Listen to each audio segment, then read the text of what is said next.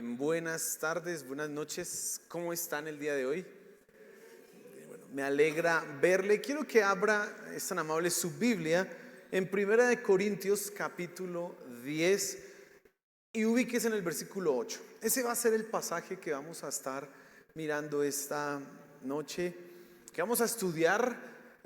Fíjese que ahora sí empezamos versículo a versículo. En otros pedazos he ido como abordando pasajes más largos, pero es que aquí se amerita ir versículo a versículo, porque lo que está diciendo Pablo empieza a describirse verso a verso, y son recomendaciones, son advertencias.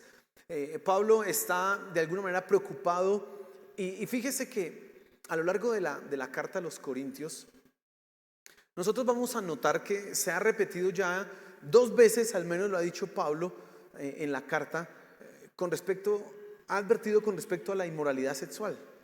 El primero es en el capítulo 5, en donde él dice: hombre, ustedes están envanecidos porque tienen allá un escándalo sexual, una inmoralidad sexual que no se escucha entre los incrédulos y ustedes están callados. Hombre, así no deben ser las cosas, dice Pablo. Luego en el capítulo 6 él habla, cuando yo leo ese pasaje digo, esto es como si fuera de otro lugar, apareciera ahí, y dice: todo me es lícito, pero no todo me conviene, todo me es lícito, pero no me dejaré dominar de ninguna cosa. Las comidas se hicieron para el vientre, pero el cuerpo no se hizo para la fornicación. Y luego él va a decir: un creyente no se puede unir con una ramera, porque el creyente se hace una sola carne con ella. ¿Y cómo va a unir el cuerpo uno de Cristo con el de una prostituta? Pablo está hablando de inmoralidad sexual, y aquí nuevamente empieza a atacar ese problema. Muy seguramente por el contexto de la gente en Corinto, muy seguramente por las prácticas que se estaban dando en la sociedad de ese momento histórico. No sabemos qué más estaba pasando allá, pero Pablo está preocupado por la inmoralidad sexual. Y él va a hablar precisamente frente a eso. Ahora, ¿qué tan contextualizado, es ese mensaje para nosotros hoy día? Un autor que se llama Carl Trueman sostiene que la época en la que nosotros vivimos es la época del yo expresivo. Y el yo expresivo, dice él, se manifiesta particularmente en la sexualidad. La gente, dice él, se define hoy por su sexualidad. No hay otro marco de referencia para hablar de una persona que su sexualidad. Y entonces, digamos que para que usted comprenda un poco lo que está diciendo el señor Trueman, básicamente, fíjese que cuando usted llena un formulario le preguntan género masculino y después le preguntan orientación sexual. Ahora, antes eso no le importaba a nadie y era un asunto privado, pero hoy día ya es algo que debe ser público, y es más, reconocido, asumido y validado por toda la sociedad. Esa es la condición en la que nosotros vivimos hoy. Vivimos en una sociedad en donde la sexualidad se ha convertido en algo trascendental, fundamental. Y entonces lo que vamos a leer hoy y lo que vamos a estudiar realmente es importante para que tú puedas evitar la maldición. El título de la enseñanza es una puerta a la maldición, y decimos una puerta porque no hay una, sino hay muchas. Normalmente la gente se imagina o piensa con respecto a la maldición que es el hechizo de una bruja, o me cogieron una foto y me la metieron por allá, no sé, en una bolsita y en el cementerio, o me tienen allá en un muñeco y me están chuzando con algo. La gente se imagina normalmente que esa es la maldición, es decir, que tiene que ver con algo que le envían a uno. Me enviaron maldiciones. Las películas de Harry Potter y de brujas y todo eso incentivan esta idea, porque usted ve la maldición no sé qué, la maldición sí sé cuánto. Entonces la gente piensa que la maldición es algo que le envían a uno, pero no se imaginan que en realidad la maldición nunca llega sin causa, y que las causas son nuestra responsabilidad. La gente normalmente no piensa eso. Hay un versículo en el libro de Proverbios que dice que la maldición nunca viene sin causa. Por lo tanto, tú debes tener un entendimiento claro de cómo es que la maldición llega a tu vida. Y en lo que queremos hablar esta tarde, esta noche, es que hay puertas que se pueden abrir para la maldición. Y resumiendo ya toda la enseñanza, pero por favor no se vaya a ir, hay más que decir. la inmoralidad sexual es una puerta a la maldición. Así es. Ahora, ¿cómo Pablo va a enseñarnos eso? Bueno, miremos el pasaje, por favor, de 1 Corintios capítulo 10, versículo 8, y dice así: ni forniquemos, como algunos de ellos fornicaron y en un día cayeron 23,000. Bueno, para Pablo el asunto de la sexualidad es importante. Pablo quiere advertir a los corintios acerca de los peligros que hay en la inmoralidad sexual y en la idolatría. Y déjeme decirle que eso está muy relacionado. Veíamos hace 8 días que las personas que caen en idolatría terminan en unos desórdenes que generalmente son inmoralidad sexual. Romanos capítulo 1 es exactamente lo mismo. Empieza Pablo diciendo: porque lo que es verdad de Dios, su eterno poder y su deidad, se hace visible desde la creación, pero el hombre decidió ocultar esa verdad y darle gloria a el sol, a animales, a imágenes de hombres. Y dice: y por eso Dios los entregó una mente reprobada, de tal manera, y mire lo que dice ahí, que los hombres se encendieron en su lujuria y en su lascivia unos contra otros, cambiando el uso natural de la mujer por algo antinatural, etcétera, etcétera, desviaciones sexuales. Está todo esto muy relacionado, pero Pablo en este versículo 8 va a empezar por el asunto de la fornicación. Va a empezar no por la idolatría, sino por la fornicación. Al final vamos a llegar a la idolatría. Al final esa será la consecuencia que traerá la maldición de Dios, pero comienza con la inmoralidad sexual. Ahora, Pablo vincula lo que está diciendo con un episodio del Antiguo Testamento. Él está mirando la historia de la Biblia, la historia de Israel, particularmente Números capítulo 25, y quiero que mire por favor ahí el versículo. Vamos a leer el versículo 1 hasta el versículo 9 y se va a fijar en lo que está pasando acá y por qué Pablo dice lo que dice. Números capítulo 25, versículo 1 en adelante dice así: mientras Israel habitaba en Sitim, el pueblo comenzó a prostituirse con las hijas de Moab, y éstas invitaron al pueblo a los sacrificios que hacían a sus dioses, y el pueblo comió y se postró ante sus dioses. Así Israel se unió a Baal de Peor, y se encendió la ira del Señor contra Israel. Y el Señor dijo a Moisés: toma a todos los jefes del pueblo y ejecútalos delante del Señor a plena luz del día, para que se aparte de Israel la ardiente ira del Señor. Cada uno de vosotros mate a aquellos de los suyos que se han unido a Baal de Peor.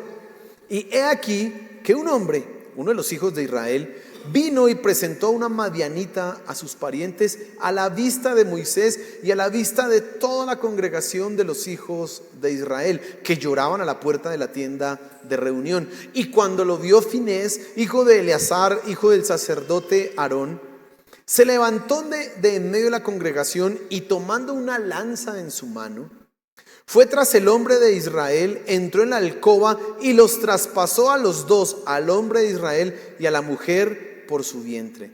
Y así cesó la plaga sobre los hijos de Israel, y los que murieron por la plaga fueron 24,000. Terrible historia, pero terrible historia. Un día, 24,000 personas. Ahora, hay una diferencia entre lo que dice Pablo, que dice 23,000, y lo que dice aquí Números, 24,000, pero no le vamos a colocar mucho perendengue a esos 1,000 que se perdieron. Lo cierto es que murió mucha gente. Mucha gente pereció. ¿Pero por qué? ¿Qué es lo que está pasando acá? Y bueno, quiero que me presten mucha atención porque la historia es muy interesante. Israel viene camino de Egipto rumbo a Canaán, está en la ruta que los va a llevar a la tierra prometida, y llegan a las tierras de Madián, a la llanura de Moab. El rey de esa región, Balac, hijo de Zippor, se aterra cuando ve esta enorme cantidad de personas que llegan a su territorio y se asusta porque dice: bueno, esta gente va a acabar con todo, inclusive con mi pueblo, conmigo, así que necesito quitármelos de encima.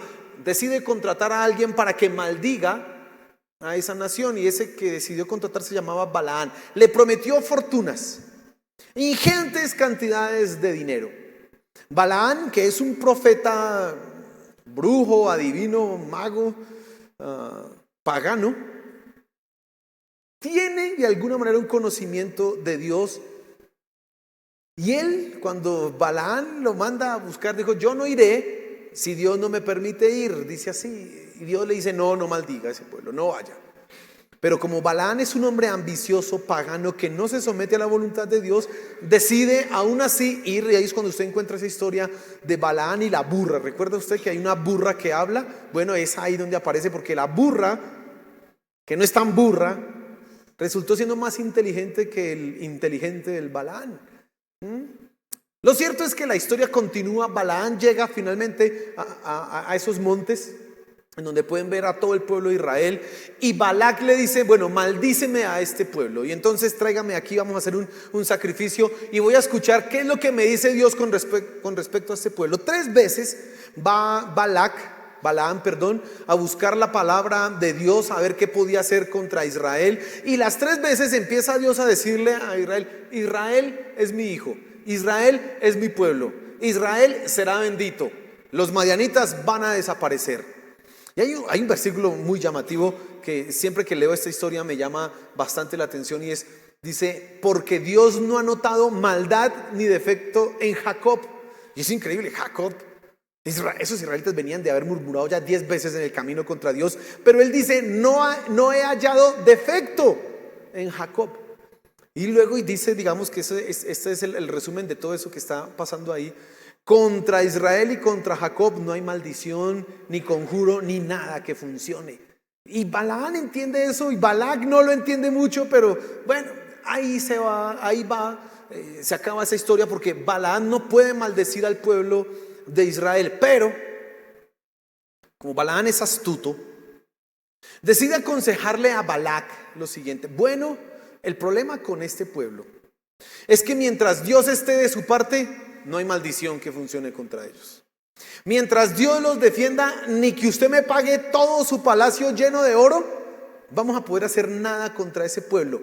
Lo que tenemos que lograr es que la maldición para ese pueblo llegue directamente de su Dios, no de otros dioses. Por lo tanto, lo que tú tienes que hacer, Balac, es lo siguiente: vas a incitar sexualmente a los hombres, a los líderes de Israel. Vas a colocar a todas tus mujeres madianitas muy provocativas, de tal manera que a esos israelitas se les vayan los ojos, caigan esclavos de la inmoralidad sexual, y una vez que sean esclavos de la sexualidad, ellas van a poder invitarlos a que adoren a un señor que se llamaba Baal de Peor, que era el dios Baal. Ese fue el plan. Efectivamente, les fue bien con el plan, porque los israelitas cayeron ante la seducción, ante la atracción que les estaban colocando. Semejante plan, semejante astucia había tenido Balaán, que dio efecto. Y la maldición, ¿por qué llegó? Por causa del pecado de Israel, por causa de la idolatría en la que ellos habían caído. Porque la historia que acabamos de leer, el fragmento que acabamos de mirar, hace énfasis en precisamente 2 cosas. La inmoralidad sexual los llevó a adorar otros ídolos. En lo que leíamos nosotros la semana pasada de Éxodo capítulo 32 era lo contrario. La idolatría los llevó al desenfreno sexual. Aquí la inmoralidad sexual los lleva ¿a dónde? A la idolatría. Y entonces, fíjese usted cómo funciona este plan. Ahora mire Números capítulo 31, versículo 14 al 16. Voy a mirar, simplemente voy a leer para que usted compruebe lo que yo estoy diciendo. Y dice así: Moisés se enojó con los oficiales del ejército, los capitanes de miles y los capitanes de cientos, que volvían del servicio en la guerra, y les dijo: ¿habéis dejado con vida a todas las mujeres? He aquí, estas fueron la causa de que los hijos de Israel, por el consejo de Balaán, fueran infieles al Señor en el asunto de Peor, por lo que hubo plaga entre la congregación del Señor. Lo que acabo de relatarles a usted fue una estrategia muy bien urdida, muy bien planeada. Balaán sabía, y él descubrió en las veces que escuchó la voz de Dios, que la única manera para hacer caer a Israel era si ellos se apartaban de Dios. Si ellos caían en idolatría, iban a caer en maldición. ¿Y cuál fue la maldición? La plaga. Dice ahí plaga. ¿Qué plaga sería? No sabemos, no nos dice mucho el pasaje, pero era claro que se estaban muriendo. Ahora, leíamos en el capítulo 31, perdón, en el capítulo 25, que Dios le dijo a Moisés: coja a todos los líderes y mátelos a la luz del día delante de todo el pueblo. Tremendo, esa historia es dura. Dice: ¿y por qué los líderes? Porque los líderes son los representantes de Dios ante el pueblo y son el ejemplo. Y si los líderes están cayendo, y ve usted un hombre que, a pesar de que la gente se está muriendo, que están matando a los líderes, este es más conchudo todavía y se trae a una mujer, se la presenta a su familia y la mete a su cuarto. Todavía más atrevido. ¿Cómo cesa la maldad? ¿Cómo cesa esa maldición? ¿Cómo cesa eso? Cuando Fines, dice, hijo de Eleazar, con una lanza los empaló, los atravesó a los dos, y ahí se acabó la ira de Dios. Tremendo, es una historia sangrienta, sí, de muerte, sí, de maldición. Ahora, ¿cuál es la estrategia de Satanás? ¿Qué es lo que Pablo no está diciendo directamente en el pasaje de 1 Corintios 10, versículo 8, pero que sí tenemos que nosotros que entender cuando leemos la historia de Números? Porque por algo Pablo se va hasta Números para recordar eso. Recuerde que en el capítulo 10, los primeros versículos, él le está diciendo: no quiero que ignoren ustedes que nuestros padres estuvieron bajo la nube, estuvieron bajo no sé qué, y todo lo que está escrito es para nuestra enseñanza. Por lo tanto, Pablo le está diciendo a ellos: vengan muchachos, vengan mis queridos hermanos, miren la escritura, oigan la escritura, presten atención, porque ahí está la verdad que ustedes necesitan aplicar para su vida. Y escúchame, no podemos ser nosotros necios, no podemos ser nosotros infantiles, pensando que la maldición es porque alguien me maldijo. No, eso no. O sea, si tú piensas, hay gente que también piensa que es maldito porque yo soy de malas, es que me tocó de malas, y eso sí, siempre me levanto con el pie izquierdo, y siempre yo soy Pedro re mala, yo soy no sé qué re mala, todo me va mal a mí, estoy como maldito. No, así no funciona esto. Son nuestras acciones las que determinarán si estoy en la bendición o si estoy en la maldición. Escucha lo que estoy diciendo. Aún, y yo ya lo mencioné acá, las personas que no son creyentes pueden experimentar parte de la bendición de Dios si deciden aplicar principios de Dios. Hoy escuchaba a un surcoreano que vive en Colombia desde los años 90. Él es un ingeniero químico, un hombre muy preparado, con una cultura pues distinta a la nuestra.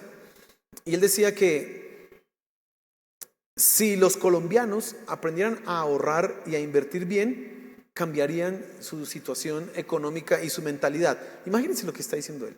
Ahora, hay libros que venden de eso, ¿no? El padre del dinero, el hombre más rico de Babilonia, hágase rico, hágase no sé qué, cómo, si sé cuánto, que hay libros por allá. ¿Y de dónde sacan esos libros? De principios bíblicos. La Biblia dice así: el dinero mal habido pronto se acaba, pero el que ahorra poco a poco se enriquece. Así dice la Biblia. Entonces yo no necesito que un surcoreano o que Bill Gates o que Elon Musk me diga: oye, ven, es que para hacerte rico tienes que hacer esto. No, la Biblia dice: el que ahorra poco a poco se enriquece. Así que si yo aprendo a manejar mis finanzas, a ahorrar y a hacer buenas inversiones, eventualmente seré rico. Aún los que no son creyentes, si aplican los principios de Dios, son bendecidos. Así es. ¿Por qué los matrimonios, aún de los que no son creyentes, son bendecidos? Porque cuando un hombre decide respetar y honrar a su mujer, y una mujer decide respetar y honrar a su esposo, y los dos son fieles y deciden cumplir su palabra, pues Dios simplemente dice: voy a bendecir esto. Así es. Aunque ellos no vayan a ser salvos, Dios decide bendecirlos. Pero lo contrario también es verdad. Si alguien, sea cristiano o no sea cristiano, decide apartarse de la palabra de Dios, decide apartarse de los principios espirituales sanos, convertirse en un idólatra o en un esclavo de pecados o de no sé qué cantidad de cosas, pues lo único que va a experimentar en su vida son las consecuencias de sus pésimas acciones, es decir, maldición. Lo que experimentó el pueblo de Israel allá en Números, en ese lugar, en las llanuras de Moab, cuando cayeron con las mujeres madianitas, fue la maldición de la ira de Dios, lo peor que nosotros debiéramos temer. Mira, hermano, lo peor no es el SIDA, lo peor no es el cáncer, lo peor no es, no sé, el COVID-53. No sé, que invente si usted una cosa rara ahí. Eso no es lo peor. Lo peor es un Dios airado contra ti y del cual no puedes escapar. Porque eso hará tu vida maldita por siempre. Pero gracias al sacrificio de nuestro Señor Jesús, nosotros hemos sido librados de esa maldición.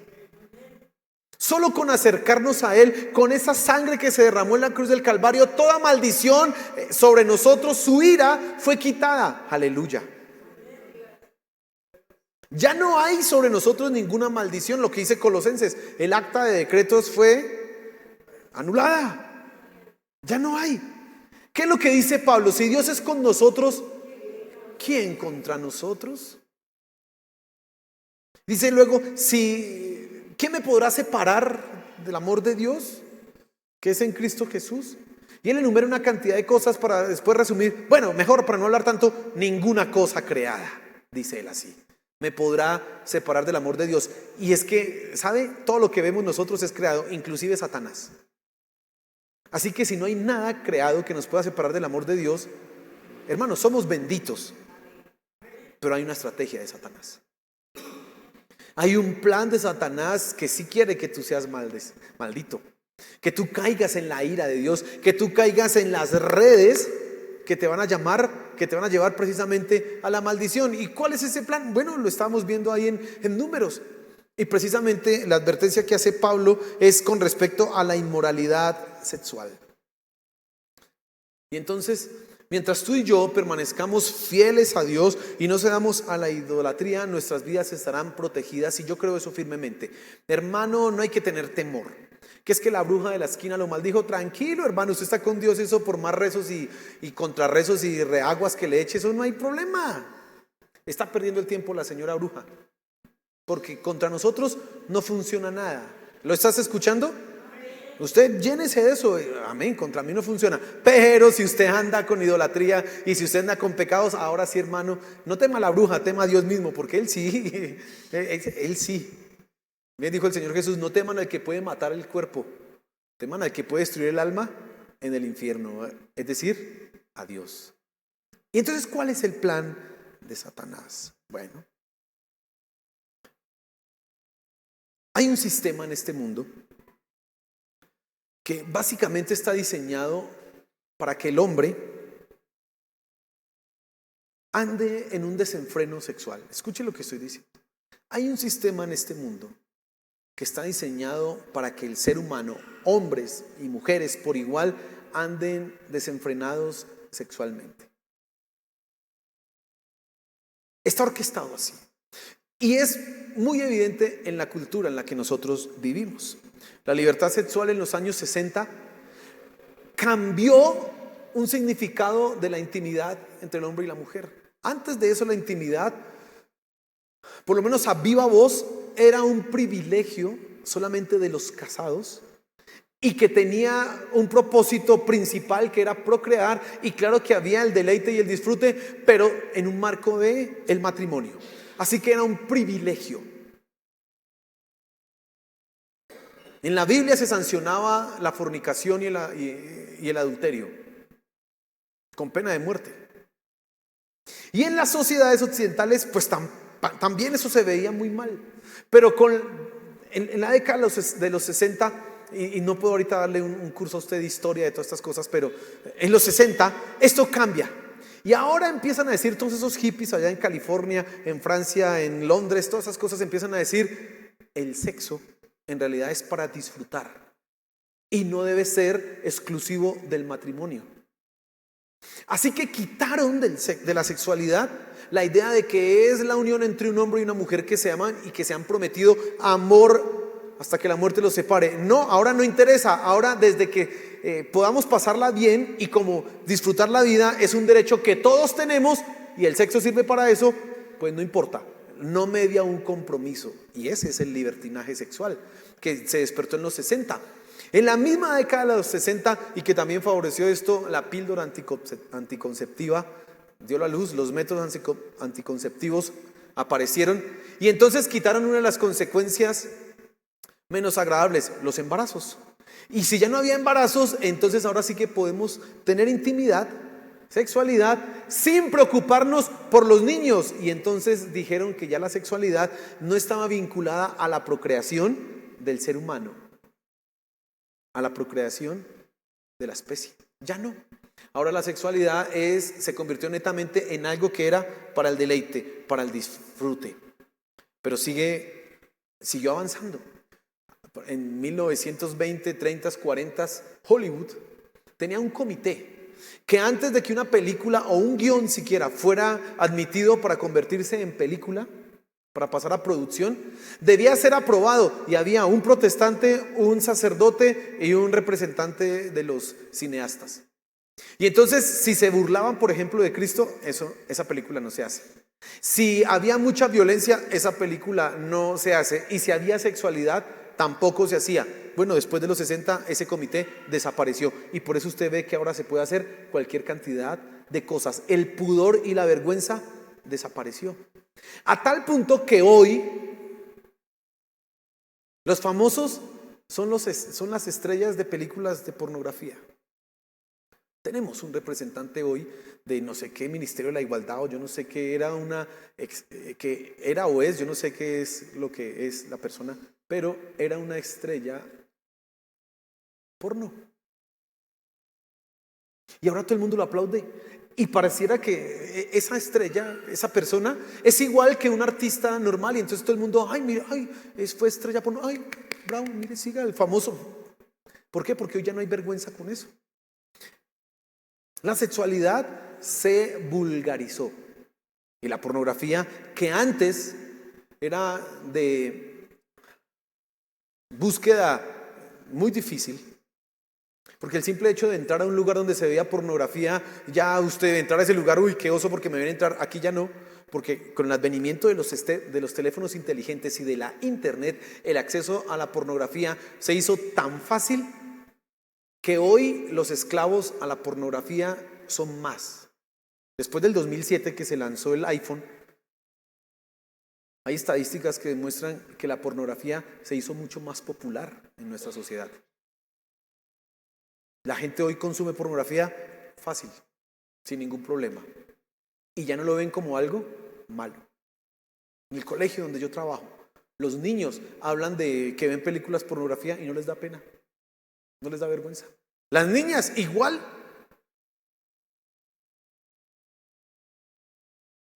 Ese sistema que les estoy diciendo a ustedes de los años 60, que nos trae a la época en que hoy estamos, en donde se utiliza el cuerpo de la mujer o la sexualidad como uno de los incentivos para vender un producto. Porque usted ve los videos musicales del que quiere hacerse famoso, solamente es que coloque mujeres desnudas con movimientos sensuales y ya va a tener muchos likes y muchas cosas que le van a hacer popular. Son producto de esto. Y entonces vemos nuestra sociedad completamente inundada de eso. Y entonces las palabras de Pablo en 1 Corintios capítulo 8 sí que son pertinentes para nuestra época. No solamente para la gente allá en Corinto que uno pensaba, pobre los corintios, ay sí que estaban mal con la pornografía. ¿Sabía usted que en la ciudad de Corinto, un siglo antes, 150 años antes de que Pablo escribiera esto, había un templo en donde se dice que habían como unas 15,000 prostitutas? Había algo que se llama prostitución sagrada. Es decir, que la gente iba a adorar a su Dios y tenían intimidad sexual, y eso era parte de la religión. Y entonces se utilizaba, inclusive hasta se creó un verbo, vamos a corintizar, que era fornicar, porque esa era la característica propia de esa ciudad. Ya cuando Pablo llega ha pasado un poco esto, era previo, pero eso está en la mentalidad. Nuestra época es eso mismo. Usted no tiene que pensar allá, pobrecitos, esa gente que estaban tan mal. No, esta época es esa. Estamos tan parecidos que para nosotros es esa palabra misma. Ahora, el plan de Satanás entonces es exacerbar la lujuria en el hombre, tanto en hombres como mujeres, hacer que ellos se vuelvan esclavos de la sexualidad para convertirlos en idólatras. ¿Por qué? Porque una persona que es esclavo de la sexualidad es una persona que solo vive para satisfacerse a sí mismo y ha colocado a Dios en segundo lugar, es un idólatra. Y una vez que tú entres en esa idolatría, ya estás en la maldición, porque Dios se va a irar contra ti. Y créeme, ¿cómo vas a escapar de esa ira? Entonces ya sabes tú cuál es el camino. Pablo dice, ni forniquemos. No sea que nos pase como le pasó a aquellos en donde en un día murieron 23,000, dice ahí Pablo. Hermano, Satanás quiere hacerte un idólatra. Y ya lo hemos dicho varias veces acá, no es idólatra de una estatua, no es idólatra de un muñeco, nada, eso ya, que nos engañen con eso, a muchos de nosotros no será tan fácil, pero con esto sí, tanto que aún en la iglesia se han mezclado enseñanzas falsas de personas diciendo una cantidad de cosas raras con respecto a la sexualidad, en donde no se incentiva el honor, la santidad y la pureza en el tálamo nupcial, en el lecho, en el matrimonio, sino que se dicen una cantidad de cosas justificadas, supuestamente bíblicamente, y las están enseñando.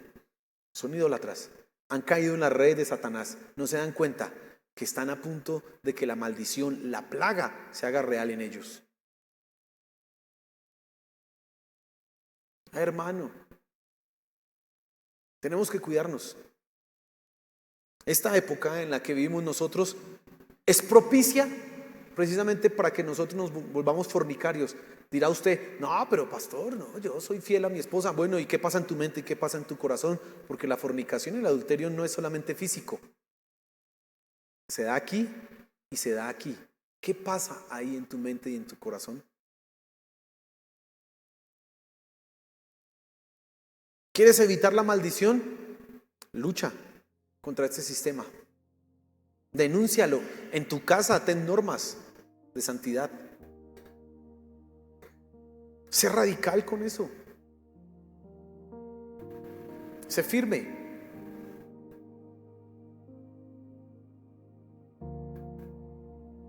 No te des licencias. No te permitas, ay, hoy sí me voy a deleitar viendo a esta mujer.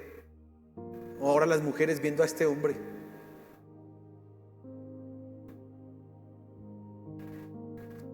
Cuando yo veo hoy las niñas, las chicas en el colegio, digo, me doy cuenta que soy viejo. ¿Por qué? Porque a mí no me cabe en la cabeza que una mujer se ponga a codiciar a un hombre con lujuria. Pero hoy sí pasa. A mí no me cabe en la cabeza, ya estoy viejo. Pero hoy pasa. Es más, me dicen allá que las más lanzadas son ellas. Luchemos contra eso. En la misma forma en que nos vestimos. Hoy la sociedad le está diciendo a las chicas que debieran mostrar su cuerpo. Bueno, si tú eres una hija de Dios, ni el ombligo muestra. Ese ombligo no lo ve el sol. No debiera ser. Pero a veces tenemos que en la iglesia llamarle la atención a las chicas de la iglesia. Oye, ¿por qué estás mostrando aquí? Les toca venir así, estarse así, porque si hacen así,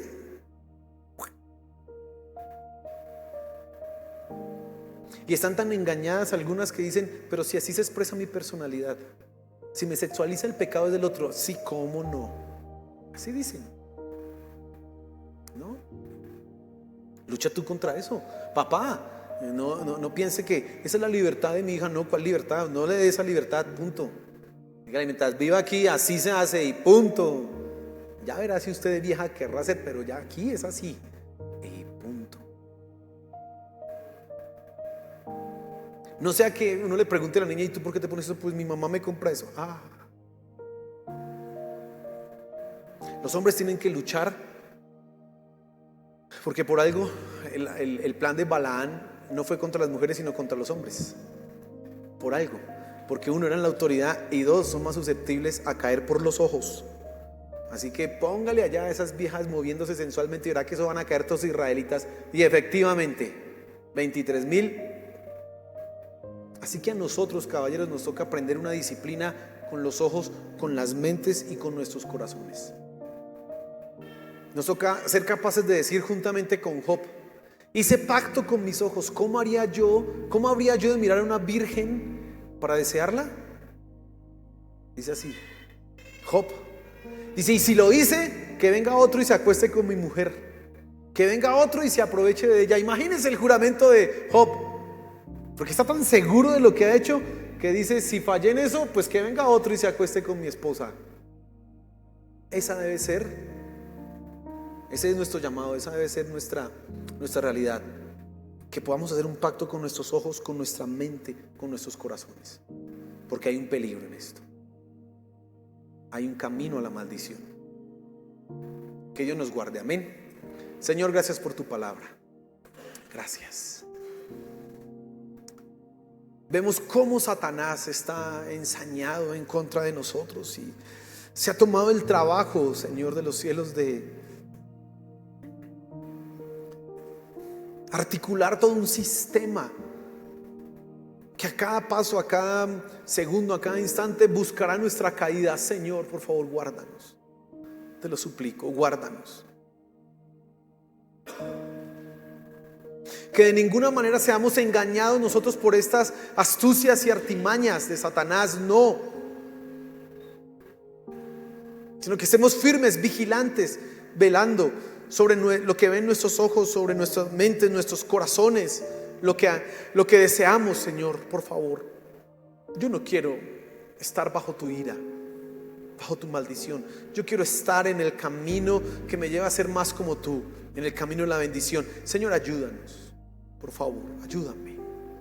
Gracias, Padre Celestial, por tu palabra esta noche. Y gracias porque comprendemos, Señor, y abres nuestros ojos para entender estas realidades. Gracias, mi Señor Jesús.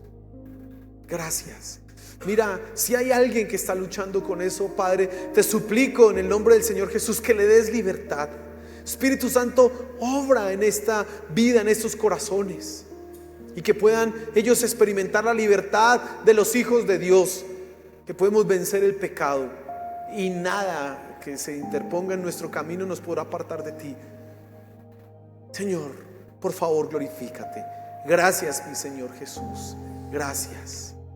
Amén y amén. Amén.